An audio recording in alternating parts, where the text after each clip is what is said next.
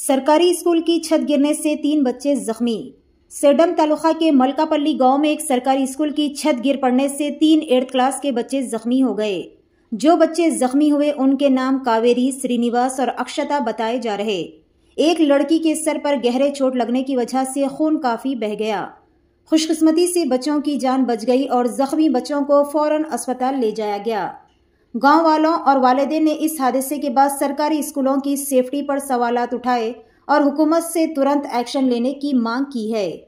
ऐसी ही खास और अहम खबरों से अपडेटेड रहने के लिए चैनल को लाइक करें, शेयर करें और फॉलो करना ना भूलें। ನನ್ನ ಹೆಸರು ನವದ್ ರೆಡ್ಡಿ, ಗ್ರಾಮ ಪಂಚಾಯತ್ ಸದಸ್ಯರು ಮಲ್ಕಾಪಲ್ಲಿ.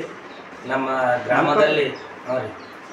ಗ್ರಾಮದಲ್ಲಿ 1ನೇ ತರಗತಿಯಿಂದ 8ನೇ ತರಗತಿಯವರೆಗಿದ್ದು ಮಿನಿಮಮ್ 250ರಿಂದ 300 ಜನ ಮಕ್ಕಳು ಅಲ್ಲಿ ಅಭ್ಯಾಸ ಮಾಡ್ತಿದ್ದಾರೆ.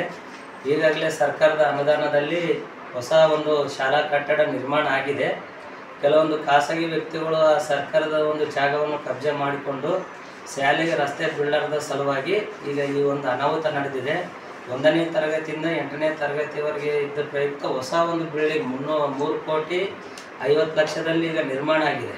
ಕೇವಲ ಖಾಸಗಿ ವ್ಯಕ್ತಿಗಳು ಆ ಒಂದು ಜಮೀನನ್ನು ಕಬ್ಜೆ ಮಾಡಿಕೊಂಡು ಶಾಲೆಗೆ ರಸ್ತೆ ಬಿಡಲಾರದ ಒಂದು ಪ್ರಯುಕ್ತ ಈಗ ಶಾಲೆ ಕಟ್ಟಡ ನಿರ್ಮಾಣ ಆಗಿ ಸುಮಾರು 5-6 ತಿಂಗಳು ಕಳೆದಿದೆ. ಇಲ್ಲಿಯವರೆಗೆ ಆಫೀಸರ್ಸ್ BOಗಳು ಬಂದು ಹೋದ್ರು, ಮಾನ್ಯ ತಹಸೀಲ್ದಾರ್ ಮೇಡಮ್ ಅವರು ಬಂದು ಹೋದ್ರು, ಎಲ್ಲ ಅಧಿಕಾರಿಗಳು ಬಂದು ಹೋದ್ರು ಕೂಡ ಅಲ್ಲಿ ರಸ್ತೆಯನ್ನು ಖಾಸಗಿ ವ್ಯಕ್ತಿಗಳು ಬಿಡ್ತಾ ಇಲ್ಲ. ಈಗ ಹೇಗಾದರೂ ಮಾಡಿ ಆ ರಸ್ತೆಯನ್ನು ತೆರವುಗೊಳಿಸಿ ಶೀಘ್ರದಲ್ಲೇ ಹೊಸ ಒಂದು ಬಿಲ್ಡಿಂಗನ್ನು ಮಕ್ಕಳಿಗೆ ಓದಲಿಕ್ಕೆ ಅನುಕೂಲ ಮಾಡಿಕೊಡ್ಬೇಕಂತೇಳಿ ತಾಲೂಕಿನಲ್ಲಿ ಬರ್ತಕ್ಕಂಥ ಎಲ್ಲ ಒಂದು ಅಧಿಕಾರಿಗಳಿಗೆ ಈ ಮೂಲಕ ನಾನು ಮನವಿಯನ್ನು ಮಾಡಿಕೊಳ್ಳುತ್ತೇನೆ. ಈಗಾಗಲೇ ಇನ್ನೂ ಮಳೆಗಾಲ ಇದೆ.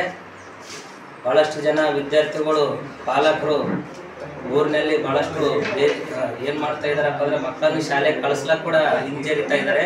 ಕೇವಲ 4 ಕೋಣೆಗಳಿವೆ. 1ರಿಂದ 8ನೇ ತರಗತಿಯವರೆಗೆ ಶಾಲೆ ಇದ್ದರೂ ಕೇವಲ 4 ಕೋಣೆಗಳವ. ಕೆಲವೊಂದು ಮಕ್ಕಳನ್ನು ಹೊರಗಡೆ ಗಿಡದ ಕೆಳಗಡೆ ಕೂಡಿಸ್ಕೊಂಡು ಪಾಠ ಮಾಡುವಂಥ ಒಂದು ಪರಿಸ್ಥಿತಿ ಅದ. ಅದ್ರ ಸಲುವಾಗಿ ಹೇಗಾದರೂ ಮಾಡಿ ನಮಗಿಂತ ಒಂದು ಅನಾಹುತಗಳು ಆಗ್ಲಾರ್ದಂಗೆ ಹೊಸ ಒಂದು ಶಾಲಾ ಬಿಲ್ಡಿಂಗನ್ನು ನಮಗೆ ಉದ್ಘಾಟನೆ ಮಾಡಿ ಮಕ್ಕಳಿಗೆ ಕಲೀಲಿಕ್ಕೆ ಅವಕಾಶ ಮಾಡಿಕೊಡ್ಬೇಕಂತೇಳಿ ನಾನು ಈ ಮೂಲಕ ವಿನಂತಿಸ್ಕೊಳ್ಳುತ್ತೇನೆ.